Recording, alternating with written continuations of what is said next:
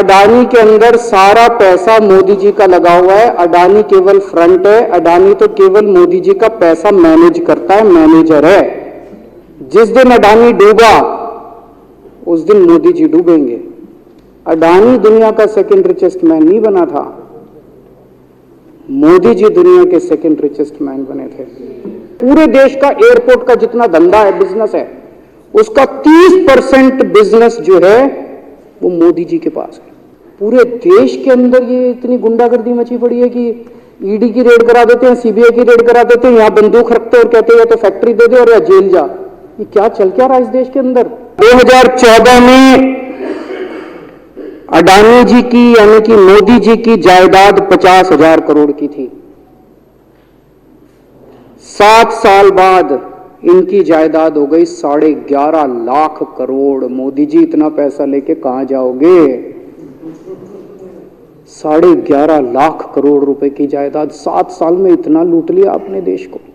दोनों हाथों से लूट मची हुई है, पूरे देश को लूट रहे हैं प्रधानमंत्री जी, मोदी जी पूरे दोनों हाथों से लूट रहे हैं। कोयला लूट रहे हैं, एयरपोर्ट लूट रहे हैं, सड़कें लूट रहे हैं, बिजली लूट रहे हैं, पानी लूट रहे हैं, कुछ नहीं छोड़ा, सब कुछ लूट रहे हैं। आजादी के बाद से सबसे भ्रष्ट प्रधानमंत्री अगर कोई हुए हैं जिन्होंने देश को इतना लूटा है तो वो आज मौजूदा प्रधानमंत्री हैं।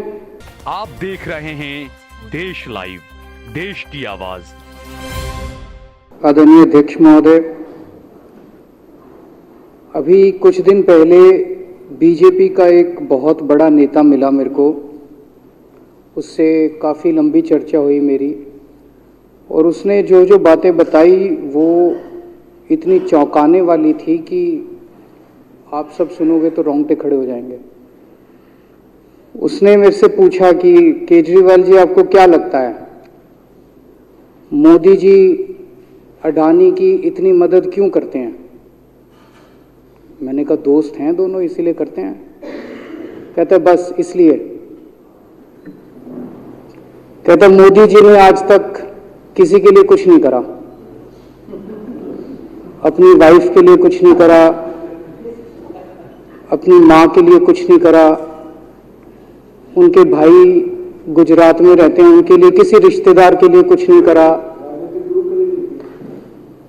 राजनीतिक गुरु के लिए कुछ नहीं किया।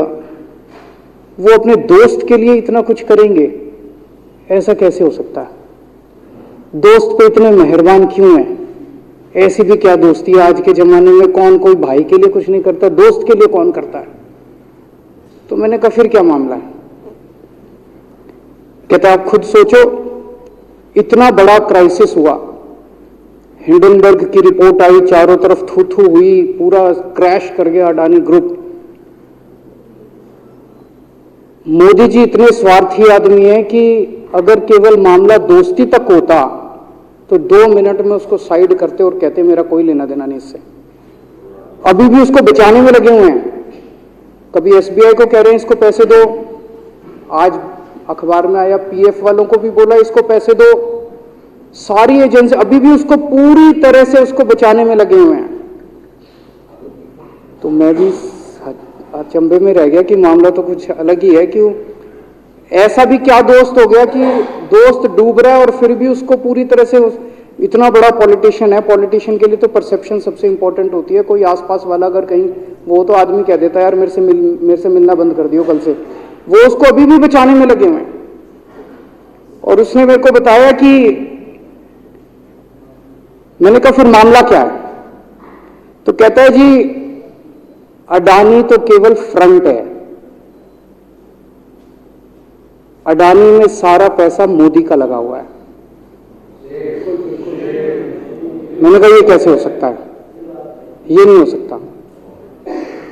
कहते हैं अडानी के अंदर सारा पैसा मोदी जी का लगा हुआ है, अडानी केवल फ्रंट है, अडानी तो केवल मोदी जी का पैसा मैनेज करता है, मैनेजर है। उसको 10%, 15%, 20% इतनी कमीशन मिलती है, बाकी सारा का सारा पैसा मोदी जी का लगा हुआ है। अगर कल को जांच हो गई, जेपीसी बैठ गई, ईडी की जांच हो गई, सीबीआई की जांच हो गई, तो अडानी नहीं डूबेगा, मोदी जी डूबेंगे। जिस दिन अडानी डूबा उस दिन मोदी जी डूबेंगे। मैंने कहा यार उनको पैसे की क्या जरूरत है, प्रधानमंत्री जी को, मोदी जी को, उनके ना आगे कोई ना पीछे कोई, उनको क्या पैसे की जरूरत है। तो कहता है सर पैसे की हवस होती है, लत होती है। कहता है इतने दुनिया में इतने बड़े बड़े अमीर आदमी हैं, उनको कोई अब और पैसे की थोड़ी जरूरत है, लगे पड़े हैं सारे, और पैसा और पैसा और पैसा। बोला हवस होती है। बोला जिस दिन अडानी दुनिया का सेकंड रिचेस्ट मैन बना था, अडानी दुनिया का सेकंड रिचेस्ट मैन नहीं बना था, मोदी जी दुनिया के सेकंड रिचेस्ट मैन बने थे। और अब मोदी जी का ख्वाब है, उनका सपना है कि वो दुनिया के रिचेस्ट मैन बनना चाहते हैं। प्रधानमंत्री तो बन गए, वो दुनिया के रिचेस्ट मैन बनना चाहते हैं। फिर उसने मेरे को एक एक करके, मैं बड़ा धीरे धीरे उसकी बातों पे, पहले तो मैं एकदम शॉक हो गया, ये कह क्या रहा है कि अडानी के अंदर सारा पैसा मोदी जी का लगा है। फिर मैं धीरे धीरे उसने एक एक करके बातें खोल के समझानी चालू की। कहता है मोदी जी श्रीलंका गए, श्रीलंका के राष्ट्रपति राजापाक्सा हैं।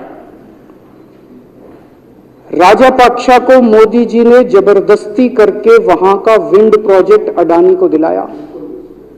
क्यों दिलाया? मैं आप लोगों से पूछना चाहता हूं, आप में से कोई विदेश जाएगा तो वहां की किसी एजेंसी को जबरदस्ती करके अपने भाई को, रिश्तेदार को ठेका दिला के आओगे क्या? ऐसे कोई करता है क्या? मोदी जी ने जबरदस्ती राजापाक्सा के ऊपर प्रेशर डाल के वहां का विंड प्रोजेक्ट अडानी को दिलाया। अडानी को नहीं दिलाया, खुद लिया वो प्रोजेक्ट। वो मोदी जी का प्रोजेक्ट है, वो अडानी का प्रोजेक्ट नहीं है। और ये बात कैसे निकली? वहां का जो बिजली बोर्ड है श्रीलंका का, जैसे अपने यहां स्टैंडिंग कमेटी है असेंबली की, पार्लियामेंट की स्टैंडिंग कमेटी है, वैसे उनकी भी पार्लियामेंट की स्टैंडिंग कमेटी होती है।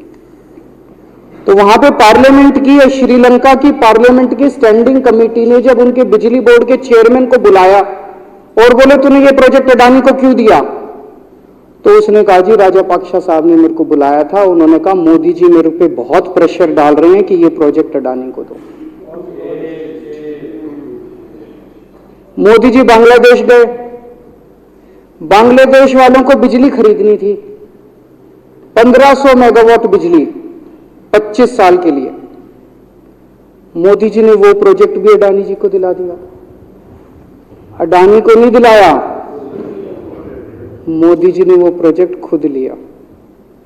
25 साल तक 1500 मेगावाट बिजली खरीदने का प्रोजेक्ट बांग्लादेश का, वो भी मोदी जी ले आए अपने नाम पे। इजराइल गए, इजराइल के साथ भारत ने कई सारे रक्षा सौदे किए, रक्षा सौदे, वो सारे के सारे रक्षा सौदे अडानी को दे दिए। अडानी को नहीं दिए, मोदी जी ने खुद लिए। अभी 2-3 साल पहले 6 एयरपोर्ट की नीलामी हुई प्राइवेटाइजेशन के लिए, सरकार ने उनकी नीलामी करी, भाई प्राइवेट प्लेयर आके लो। उसमें एक कंडीशन थी कि उसी को दिए जाएंगे ये एयरपोर्ट जिसने पहले एयरपोर्ट का काम कर रखा है। हर सरकारी ठेके में होती है, हम सड़क बनाते हैं, कहते हैं भाई सड़क, जिसको ठेकेदार को सड़क बनाने का एक्सपीरियंस है उसी को दिया जाएगा। हम बिल्डिंग बनाते हैं, हम कहते हैं भाई ये पानी के वाटर ट्रीटमेंट प्लांट लगाते हैं, हम कहते हैं भाई जिसने WTP वाटर ट्रीटमेंट प्लांट इतने लगा रखे हैं उसी को दिया जाएगा। हम सीवेज ट्रीटमेंट प्लांट बनाते हैं, हम कहते हैं जिसको 20 साल का एक्सपीरियंस है, 15 साल का है, उसी को। इसमें भी ये कंडीशन थी कि जिसने इतने साल तक एयरपोर्ट चलाने का काम कर रखा उसी को दिया जाएगा। अब अडानी ने तो कर नहीं, मोदी जी ने तो कर नहीं रखा था, अडानी ने तो कर नहीं रखा था, तो क्या करते? आखिरी मोमेंट पे वो कंडीशन हटा दी गई, बोले कोई एक्सपीरियंस की जरूरत नहीं है। 6 एयरपोर्ट नीलामी पे थे, 6 के 6 एयरपोर्ट अडानी को दे दिए, अडानी को नहीं दिए, मोदी जी ने वो खुद 6 के 6 एयरपोर्ट खुद अपने नाम कर लिए। आज 2021 नवंबर में एयरपोर्ट टेक ओवर किए, 2023 1.5 साल हुआ है। 1.5 साल के अंदर आज एयरपोर्ट का 30%, पूरे देश का एयरपोर्ट का जितना धंधा है, बिजनेस है, उसका 30% बिजनेस जो है वो मोदी जी के पास है। 30%, 1.5 साल के अंदर इतना बड़ा भारत देश, इतने एयरपोर्ट, 30% एयरपोर्ट का बिजनेस आज मोदी जी के पास है। एक और बड़ी इंटरेस्टिंग चीज हो रही है, ये ईडी और सीबीआई को इस्तेमाल करके बंदूक यहां रख के लोगों की फैक्ट्रियां छीनी जा रही हैं। मतलब 10 अक्टूबर 2018 को 10 अक्टूबर 2018 को कृष्णापट्टनम पोर्ट के ऊपर इनकम टैक्स की रेड हुई और 6 अप्रैल 2020 को 1.5 साल बाद वो पूरा एयरपोर्ट अडानी ने खरीद लिया। उसके यहां बंदूक रख के उसको कहा या तो दे दे और या जेल। तो वो अडानी ने नहीं खरीदा, वो मोदी जी के पास चला गया कृष्णापट्टनम एयरपोर्ट। 10 दिसंबर 2020 को एसीसी और अंबुजा सीमेंट पे रेड हुई और 2 साल बाद 16 अक्टूबर 2022 को दोनों सीमेंट प्लांट मोदी जी के पास चले गए। 2020 जुलाई को मुंबई एयरपोर्ट का मालिक था जीवीके, उसके ऊपर सीबीआई और ईडी की रेड हुई, एफआईआर हुई और 1 महीने बाद मुंबई एयरपोर्ट जो है वो मोदी जी के पास चला गया, अडानी के पास चला गया। तो ईडी और सीबीआई पे रेड कराते हैं, उसको धमकाते हैं फैक्ट्री वाले को, कंपनी वाले को कि या तो जेल जा और या तेरी फैक्ट्री हमको दे दे। ये इधर तो सुनते थे हरियाणा की तरफ ये टुच्ची, इधर इसकी फैक्ट्री भी छीन ली, पंजाब में भी सुनते थे इसकी भी फैक्ट्री छीन ली, इसकी। पूरे देश के अंदर ये इतनी गुंडागर्दी मची पड़ी है कि ईडी की रेड करा देते हैं, सीबीआई की रेड करा देते हैं, यहां बंदूक रखते हैं और कहते हैं या तो फैक्ट्री दे दे और या जेल जा। ये क्या चल क्या रहा है इस देश के अंदर? इन्होंने अभी थोड़े दिन पहले ऑर्डर निकाला कि सारे जितने पावर प्लांट हैं, जितनी राज्य सरकारें हैं, पंजाब सरकार की, हमारी जो सरकार है, उनके पास भी ऑर्डर आया, सारी सरकारों को जितना उनका कोयले की रिक्वायरमेंट है उसमें से 10% कोयला इंपोर्टेड इस्तेमाल करना पड़ेगा। और इंपोर्ट केवल मोदी जी करते थे, अडानी करता था। तो इसका मतलब आपको 10% अपना कोयला कंपलसरी, जरूरत नहीं है आपको कोयले की, लेकिन 10% कोयला आपको अडानी से खरीदना पड़ेगा। हमारे देश का कोयला 2000 रुपए टन है, इंपोर्टेड कोयला 20,000 रुपए टन है। 10 गुना दाम के ऊपर आपको अडानी से यानी कि मोदी जी से कोयला खरीदना पड़ेगा। इन्होंने सुप्रीम कोर्ट का एक और, जब कोयला घोटाला हुआ था अपने देश के अंदर, तो सुप्रीम कोर्ट ने आदेश दिया था कि अब कोयले की खदानें किसी भी प्राइवेट वाले को नहीं दी जाएंगी, सारी खदानें सरकारें। तो इन्होंने कुछ खदानें राजस्थान सरकार को दे दी, कुछ खदानें छत्तीसगढ़ सरकार को, कुछ खदानें पंजाब सरकार को, सरकारों में बांट दी। बाकी पूरे देश में केवल राज्य सरकारों के पास खदानें हैं। केवल अडानी के केस में उन्होंने एक्सेप्शन करके अडानी को कोयले की खदानें दे दी और उसमें भी ऑर्डर कर दिया कि 4000 कैलोरी से कम वाला कोयला जो है उसको रिजेक्टेड माल माना जाएगा, जबकि वो सबसे अच्छा कोयला माना जाता है और वो रिजेक्टेड माल इसको फ्री में मिलता है। तो कम से कम 2800 करोड़ रुपए का कोयला हर साल फ्री में मोदी जी ले जाते हैं। 2800 करोड़ रुपए का कोयला हमारी खदानों से हर साल मोदी जी निकाल के ले जाते हैं। 2014 में, अभी जो अतिशी जी ने कहा, 2014 में अडानी जी की यानी कि मोदी जी की जायदाद 50,000 करोड़ की थी। 7 साल बाद इनकी जायदाद हो गई 11.5 लाख करोड़। मोदी जी इतना पैसा लेके कहां जाओगे? 11.5 लाख करोड़ रुपए की जायदाद, 7 साल में इतना लूट लिया अपने देश को। 2014 में 609 नंबर पे थे, अब ये सेकंड रिचेस्ट बन गए, अब रिचेस्ट बनना चाहते हैं। ये तो लेकिन कुदरत है, कुदरत तो बड़ी ताकतवर है। किसने सोचा था एक दिन हिंडनबर्ग रिपोर्ट आएगी और 24 घंटे के अंदर सारा तहस नहस हो जाएगा। 1947 से लेके 2014 तक 67 साल में भारत देश ने, सारी सरकारें जितनी आई सबने मिलके 55 लाख करोड़ रुपए का कर्जा लिया था भारत सरकार ने। 2014 से 2022 7 साल के अंदर 85 लाख करोड़ रुपए का कर्जा ले लिया, दुगने से भी ज्यादा। जितना 67 साल में लिया था उतना 7 साल में ले लिया। ये पैसा गया कहां? ये पैसा गया कहाँ? ये सारा इनकी जेब में गया।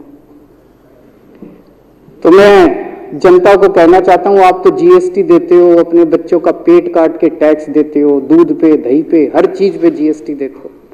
वो जीएसटी का पैसा जाता है जनता की उसमें खजाने में, वहां से वो जाता है अडानी के खजाने में, और वहां से वो जाता है मोदी जी के खजाने में। दोनों हाथों से लूट मची हुई है, पूरे देश को लूट रहे हैं प्रधानमंत्री जी, मोदी जी पूरे दोनों हाथों से लूट रहे हैं। कोयला लूट रहे हैं, एयरपोर्ट लूट रहे हैं, सड़कें लूट रहे हैं, बिजली लूट रहे हैं, पानी लूट रहे हैं, कुछ नहीं छोड़ा, सब कुछ लूट रहे हैं। जितना कांग्रेस ने 75 साल में नहीं लूटा, उससे 10 गुना इन्होंने 7 साल के अंदर, 8 साल के अंदर लूट लिया देश को। अडानी का क्या रोल है इसमें? मोदी जी कम पढ़े लिखे हैं, उनको समझ नहीं है कि करना क्या। अडानी आके बताता है पैसा यहां लगा लो, इस देश में चलते हैं, वहां की ये कंपनी खरीद लेते हैं, ईडी को और सीबीआई को इसके पीछे लगा दो। वो सारा मैनेजमेंट करता है, दिमाग उसका, पैसा मोदी जी का। उसके बदले में उसको पता नहीं 10%, 15%, 20% कितनी कमीशन मिलती है, लेकिन दिमाग सारा अडानी का है। और मेरे को ज्यादा चिंता इस बात की है अध्यक्ष महोदय, प्रधानमंत्री जी कम पढ़े लिखे हैं, उनको कम समझ में आता है। लोग आके उनको कुछ ना कुछ कहीं भी जाते हैं या कोई विदेश से आता है, उसके जो भी विदेश से नेता आता है या कहीं जाते हैं तो 2 ही कंडीशन होती है। एक तो उसको कहते हैं भाई गले मिल ले, तो फोटो खिंचा ले, गले मिल ले, फोटो खिंचा ले, पार्क में घूम ले, तो वो फोटो खिंचाने के लिए उसको कहा जाता है भाई फोटो खिंचा ले, फोटो खिंचाने के लिए। और दूसरा उसको कहा जाता है भाई अडानी को ये ठेका दे दे, अडानी को ये ठेका दे दे। और कोई किसी कईयों को कहते हैं तारीफ कर दे, कोई आके कुछ नेता आके कहते हैं ना मोदी जी तो दुनिया के सबसे लोकप्रिय नेता रहे। उसने क्या लेना देना मोदी जी दुनिया के सबसे लोकप्रिय, वो आके क्यों कह रहा है?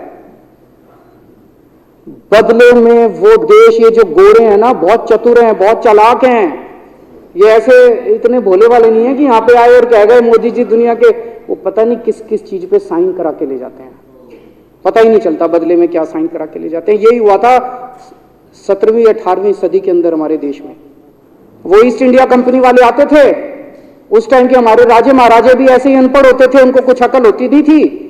उनके राज्य, उनके दरबार में आते थे, उनकी तारीफ करते थे, खूब तारीफ करते थे, और पता नहीं किस किस चीज पे साइन करा के ले गए। 100 साल के अंदर पूरा देश अंग्रेजों ने कब्जा कर लिया।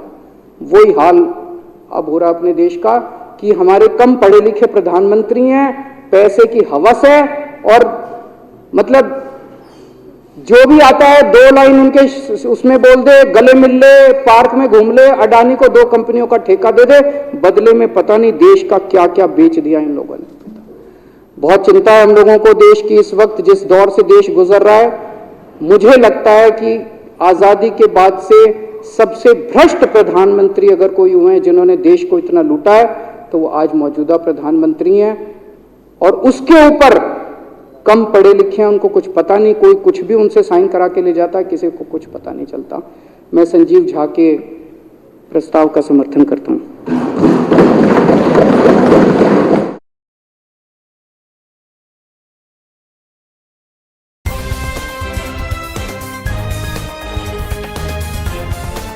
देश और दुनिया की तमाम छोटी और बड़ी खबरों के लिए हमारे चैनल को सब्सक्राइब करना न भूलें और बेल का बटन जरूर दबाएं।